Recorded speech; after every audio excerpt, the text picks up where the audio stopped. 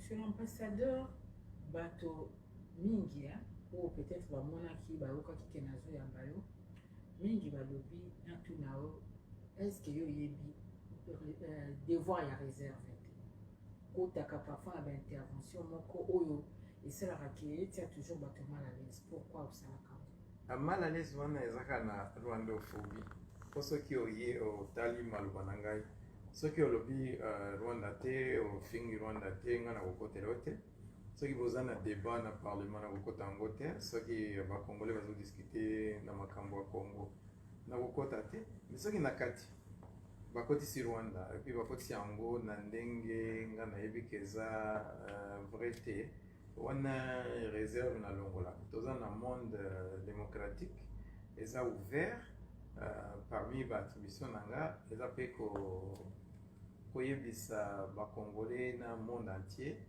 ndenge rwanda ezali moto aloba te ke rwanda esali boye alors ke esali boye te nga naza wana nazorepresente mboka wana donc bamboka mosusu ntango mosusu eponaka boza yo na ambassadeur ya états-unis ya bino kaka moto boza lokwa mboko eza be na 2 ambassadeurs bino baso likambo te eza ya bino te osi bozwi maloba ntango mosusu bamboka na biso omibale eza na baactivité ebele obien eyebani ebele koleka mais na bamboka mosusu ntango mosusu ekozala France ntango mosusu ekozala Nigeria ça dépend ekeseni mpe na ndenge ya baambassadeur na ndenge ya bamasolo mpe eza na mboka parce que awa nasi nano nayoka masolo mingi te ya bamboka mosusu ya Afrique ou bien bamboka mosusu ya Europe na bareseau sociaux ya Congo mais makambo ya Rwanda ezalaka ebele donc d'ailleurs nakanisi naza na réserve parce que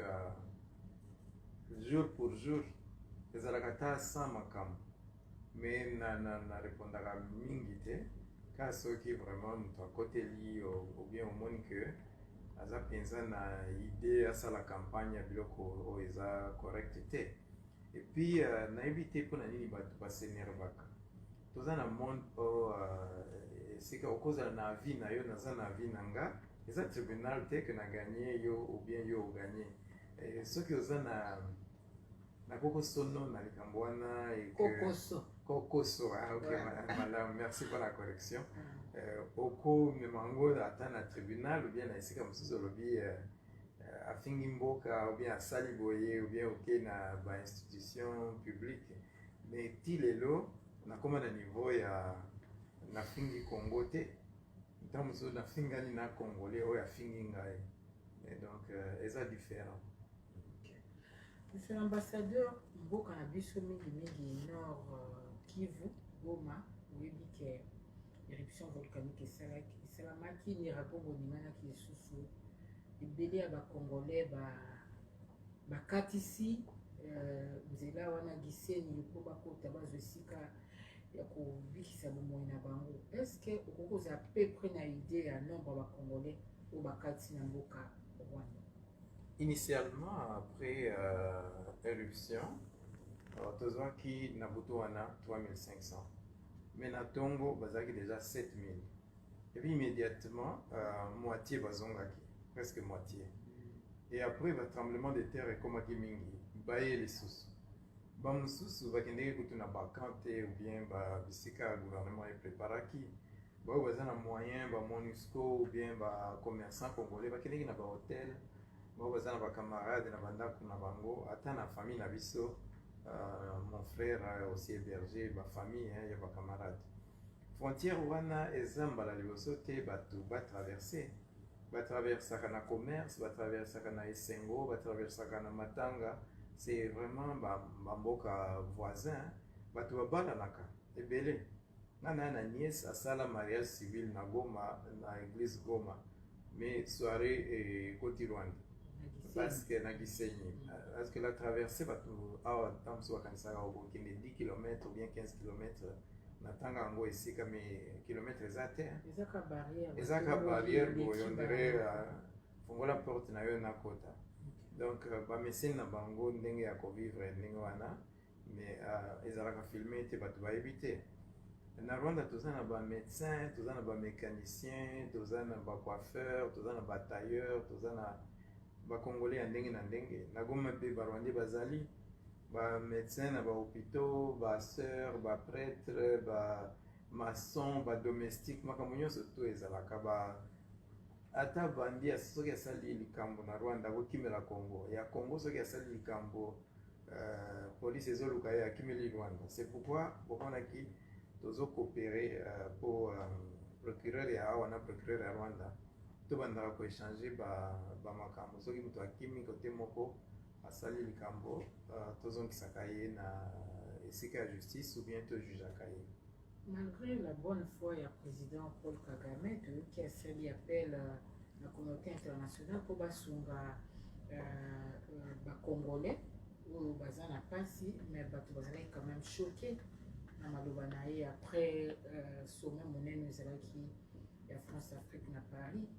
Maloba na ye heurté quand même beaucoup de Congolais ntango ozonie ke bacongolais bakufa te po bakufa na Rwanda nde bato ebele bamilio ya bacongolais bakufa na este na babitumba mosusu eleka entre batrope rwandaise na ougandaise na mboka na biso eza libembe te be ya bino nde eza na motuya ya biso ya na motuya te. nakanisi bato bazwaki yango na ndenge mosusu. Président azalaki kolobisa congo te azalaki koloba na Nations Unies. Nations Unies etunaki ye soki asalaki crime ya génocide na Congo, crime wana sur les réfugiés rwandais bakota Congo wana nde ekomami na mapping report, me bato ebele bayebaka te. Ye alobi nasala crime te, bato bakufa na loboko na nga te. Oyoki na ndenge ya crime wana po ezala crime ya génocide ya mibale. Ntango tolobaka double génocide awa na Congo bakanisaka tozoloba génocide ya bacongolais na génocide ya barwandais te, ezaka ya barwandais na ya barwandais. Barwandais oyo bakufa na Rwanda ezalaki batutsi nde bazalaki ciblé. À peu près combien? 1 million. Baoyo bakima na Congo bamosusu bakufaki kuna na effort ya korapatrie parce que na kati na bango forces armées ya kala na bamiliciens bomoi bato bazalaki na kati mpona koséparer les bao baza armé na baréfugiés ezalaki quelques incidents. Alors bajournaliste na ba-ONG internationale na Nations Unies balingai babenga yango mpe vengeance génocide. Alors président Kagame na Rwanda mobimba toboyaka parce que bamilio na bamilio ya bato wana tozongisa bango na Rwanda toinstalla bango tokota pe programme ya unité et réconciliation. Mais par après soki bolandaki na Jeune Afrique po ye pe ayebaki ke bacongolais étoilé ezoloba mpenza ke ye alobi ke bacongolais bakufa te, a expliqué madame que na Rwanda bato bakufa, Congo bato bakufa, ça ce n'est pas débattable. Oyo azalaki kodébattre eza accusation ya crime ya double génocide. Donc génocide ya batutsi esalemi na bahutu, batutsi mpe basali génocide na bahutu. Donc ezalaka tendance ya bato moko moko mpona koéquilibre comme ça faute ya liboso balendela yango te. Donc eza na contexte wana, mais ndenge ya kanda ya Congo bato bazwaki yango bakanisaki bazolobaki Congo ya la paix ya patro ata lelo bato bazokufa Beni bazokufa, Ituri bazokufa, bakote ya Fizi Baraka bato bazokufa. Donc mutawa akoloba Congo bato bazokufa te azate. Est-ce que na mboka na biso bato rwandaise bazali na mokolo lelo?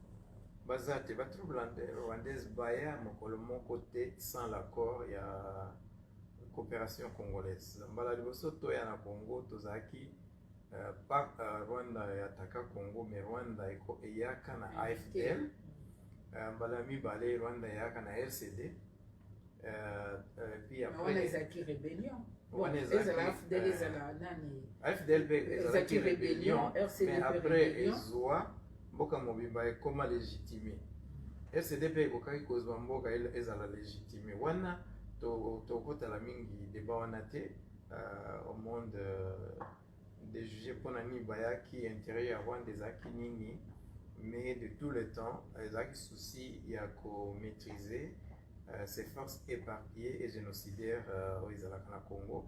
alors tozali koluka alliance oyo ekosalisa biso force wana se réorganiser lisusu te ekotela sécurité ou bien kosilisa génocide oyo babandaki na Rwanda. Bamosusu ezalaki baopération conjointe en accord avec le gouvernement ya Congo. En 2002, devant les ambassadeurs du monde entier, les troupes rwandaises bazongaki officiellement na Rwanda. Donc, kozala informel na Congo ezalaka te. Soki toza ANR koyeba, FARDC bakoyeba, bakodéclarer yango que tokoti. Mais na Congo, surtout na Ouest, soki bamoni bilongi ya barwandophone mpe boza na peuple mpe ndenge boza na bazambien bauta Zambie, boza mpe na basoldat ya banyamulenge, boza na basoldat ya banyamasi, bato ya Masisi, bato ya Ruchuru balobaka Kinyarwanda, baza banyarwanda en tant que peuple, mais bacongolais. Est-ce que le peuple banyarwanda eza na droit de exister na Congo, za moto sali science politique ou vivre na Congo pendant 32 ans, ou bénéficier de la largesse comme les Congolais? Est-ce que tribu wana ou Banyarwanda bakozala na Congo? D'après moi, je suis sur l'histoire. Ah, nayebi bazali eza que bakozala te parce que Ruchuru lelo monoko ya mboka eza Kinyarwanda. Bato ya Ruchuru baza na badepute na parlement balobaka Kinyarwanda. Soki oke na Kivu du Sud, Banyamulenge baza na gouvernement, baza na armée, baza congolais. Mais c'est pas de mon droit de dire qui est, qui n'est pas. Confusion ezalaka. Po biso toyaka lokola ba réfugiés. Tokutaka Banyarwanda ya Congo. Tango to libérer mboka na biso tozongaki. Tango musuzu bazongaki te. Ba naturaliser. Donc il y a les naturalisés, il y a les autochtones et un mélange. Mais question wana pona mona epesaka ba makambo ebele ba débat ebele awa. Je crois que c'est pas de mon droit ou de mon devoir d'affirmer nani aza congolais parce que azolo ba Kinyarwanda. Eza Congo ndemte kotala histoire na ezane. C'est la même langue, eza na banani te ba tempo ezo l'accepter que ba o wana ba nuance ezalaka mais bino boko comprendre en côté. Moni nuance par exemple entre Kikongo ya l'État na Kikongo ya Congo. Nuance ezalaka mais bako solola. Biso na Banyamulenge langue eza très différent mais toko solola. Il y a des mots Banyamulenge baza ba Rwanda te. Miete baza kutu na frontière na Rwanda te, baza na Kivu du Sud, baza kutu na frontière na mboka moko te. Baza na kati penza ya esika ya Minembwe. Mais pendant ba bitumba na Rwanda na Burundi, bamususu ba immigrants. Alors les immigrants et les autochtones bakolo ba monoko moko, baza na ba coutume moko. Ndenge ya bozalaka na balunda ya Angola, boza na balunda ya Congo, bachokwe, bakongo ya Brazza na bakongo ya awa. Bamususu babalanaka, bayokanaka, bazalaka na ba coutume moko, bavisitanaka, c'est culturellement ou traditionnellement ou historiquement, tanzo bazalaki na barua moko, bazalaki na bamakambo nyonso tout, mais ba frontière ya mindele et sépara biso. Maintenant c'est à chaque pays de savoir qui est autochtone, qui est immigrant, qui a droit à quoi. On a italinga mingi te.